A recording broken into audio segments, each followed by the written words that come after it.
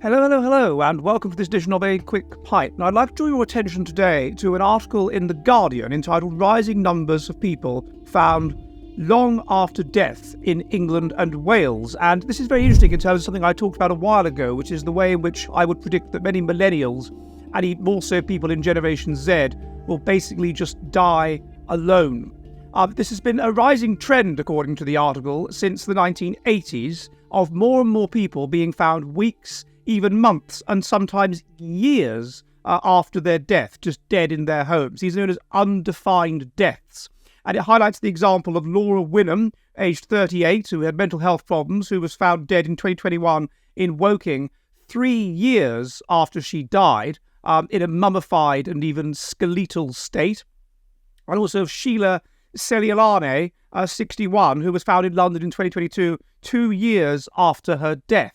Now, this is something you would expect to happen increasingly. The article talks about the reason is due to rising social isolation and lack of social networks. But what is the reason for this? The first reason is obviously just more and more people not having children.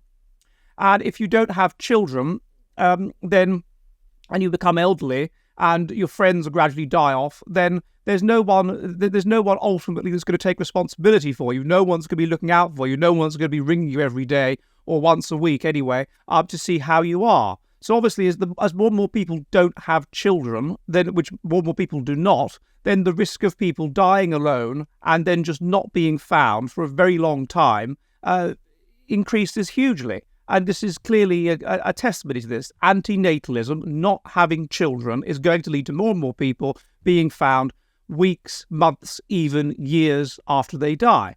It has a knock-on effect, because as more and more people don't have children or only have one child, then you have a breakdown of networks in terms of nieces and nephews.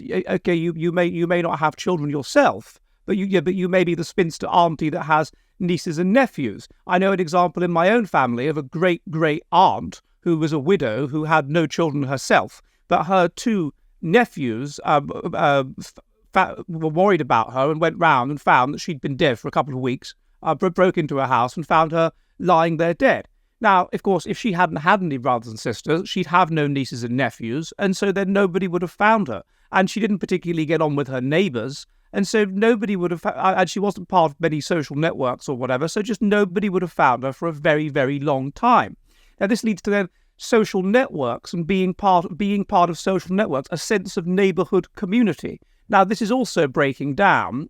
There are a number of reasons why this might be breaking down. Robert Putnam, of course, argues that one of the things that multiculturalism brings about, I don't want to blame multiculturalism for this, but one of the things it brings about is a low sense of social trust, even among the natives, because people become concerned that other natives will collaborate with the outsider against them.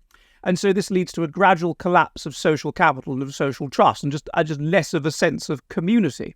And so the more you get communities, which are just lots of people from all over the place that move in and pass through, rather than solid communities that last a long time, the less social trust you get, the less social networks you get, the less you get of neighbours looking out for each other and being friends and popping in on each other and seeing that they're okay. And so the more likely you are to get a person that becomes increasingly socially isolated and doesn't know anybody. What this has a knock-on effect, which is the breakdown of social goods, of people involving themselves in social projects, civic projects, things like that, which are means of getting to know people. And finally, I suppose you could say the collapse of religion is probably relevant, and the collapse of organised religion, as first of all that tends to promote strongly pro-social and group-oriented attitudes, but this is of course breaking down, and fewer people go to church. And secondly, the simple fact of going to church means you're part of a community. And if you don't have children, nieces and nephews, you don't turn up one Sunday